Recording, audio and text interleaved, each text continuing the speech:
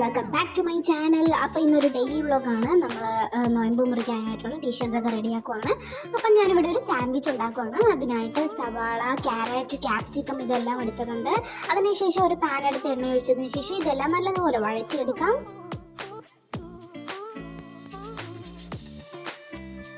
നന്നായിട്ട് വഴഞ്ഞ് വരുമ്പോൾ അതിലേക്ക് നമുക്ക് കുറച്ച് ഉപ്പിട്ട് കൊടുക്കാം. അതിനുശേഷം ഈ പൊടികൾ ആഡ് ചെയ്ത് കൊടുക്കാം. 1 ടീസ്പൂൺ മുളക് പൊടി, 1 ടീസ്പൂൺ മഞ്ഞൾപ്പൊടി, 1 ടീസ്പൂൺ മസാലപ്പൊടി, ഇതെല്ലാം കൂടി ചേർത്ത് നല്ലതുപോലെ ഒന്ന് വഴറ്റിയെടുക്കാം. ഇനി അടുത്ത് നമുക്ക് ചിക്കൻ റെഡിയാക്കാം. ബോൺലെസ് ചിക്കൻ 1 ടീസ്പൂൺ മഞ്ഞൾപ്പൊടി, മുളക് പൊടി, മസാലപ്പൊടി, പിന്നെ യോഗട്ട് ഇല്ലെങ്കിൽ നമുക്ക് കേടാലും യൂസ് ചെയ്താൽ മതി. അതിനുശേഷം ഇത് നല്ലതുപോലെ ഒന്ന് മിക്സ് ചെയ്തെടുക്കണം.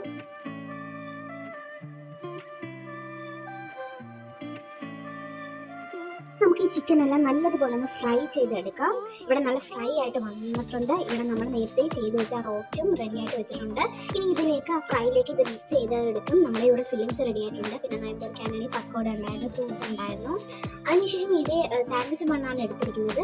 അങ്ങനെ ഈ ബണ്ണൊന്ന് ബട്ടറിലിട്ടൊന്ന് റോസ്റ്റ് ചെയ്തതിന് ശേഷം നമുക്ക് ഇതിനകത്തോട്ട് ടൊമാറ്റോ സോസ് ആഡ് ചെയ്ത് കൊടുക്കാം. അതിനുശേഷം ഈ ഫില്ലിങ്സ് അതിലോട്ട് വെച്ച് കൊടുക്കാം.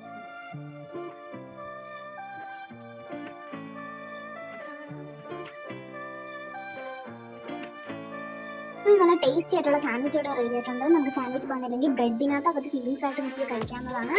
അങ്ങനെ ഇപ്പം നോയമ്പ് കുറിക്കാനുള്ള ഡിഷസ് എല്ലാം ഇവിടെ റെഡി ആയിട്ടുണ്ട്. അപ്പോൾ ഇന്നത്തെ വ്ളോഗ് നിങ്ങൾക്ക് ഇഷ്ടമായി എല്ലാവരും ചാനലിന് സബ്സ്ക്രൈബ് ചെയ്ത് സപ്പോർട്ട് ചെയ്യുക. ഇനി നെക്സ്റ്റ് വ്ളോഗിൽ വരെ ബൈ ബൈ.